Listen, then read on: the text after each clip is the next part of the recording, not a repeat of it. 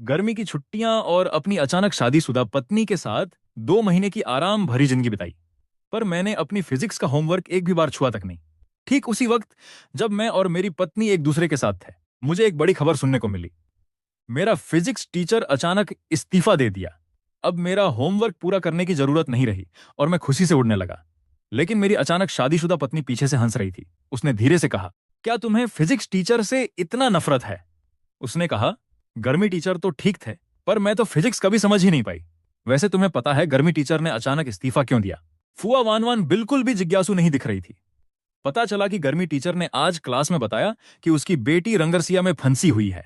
कामकाज से ध्यान हट गया है और कोई कंपनी संभाल नहीं रहा, इसलिए उसे खुद जाकर काम संभालना पड़ रहा है। फुआ वानवान ने सुना कि उसके कड़क पापा बाहर लोगों को ऐसे ही बताते रहते हैं। मैं अभी सोच रहा था कि क्या हुआ कि उसने आगे कहा, ऐसे में तुम्हें उनका धन्यवाद करना चाहिए कि उनकी वो बेटी ऐसी हालत में है जिससे मैं जल्दी अपनी मुश्किल जिंदगी से बाहर निकल पा रहा हूं। फवानवान ने मुझे याद दिलाया कि गर्मी टीचर बस तुम्हारी क्लास नहीं ले रहे, मतलब ये नहीं कि तुम्हारे पास ये सब्जेक्ट ही नहीं होगा। मैंने सोचा, इतना बदकिस्मत हूं कि मुझे इतना सख्त टीचर मिला। अब देखो कहीं कोई खूबसूरत टीचर तो नहीं आएगी।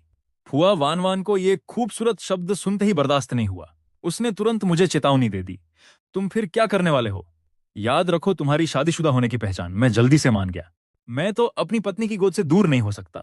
आखिरकार रात को उसकी नाजुक कमर को छूना भी तो है। अगले दिन जब मैं उठा तो घर में सिर्फ मैं ही था। प्लेट पर फू वानवान का लिखा हुआ नोट था, मैं काम पर चली गई हूं, प्लीज अच्छे से नाश्ता खा लेना। चौथे साल की पहली सुबह 8 बजे की क्लास फिजिक्स की थी। क्लास शुरू होने की घंटी बजी। पहले 3 सेकंड तक क्लास में सन्नाटा छा गया, फिर अचानक पूरा माहौल गर्म हो गया। जल्दी से मुझे 3 मिनट दो, मुझे इस औरत के बारे में सब कुछ जानना है। मैं अनजाने में अपनी नजर उस महिला की ओर उठाई जो पंडाल पर खड़ी थी। मेरे दिल में एक जोरदार हलचल हुई। फूवानवान। फिर मैं अचानक चिल्लाया, वाइफ। अगली ही सेकंड में पूरी क्लास की निगाहें मुझ पर टिक गईं।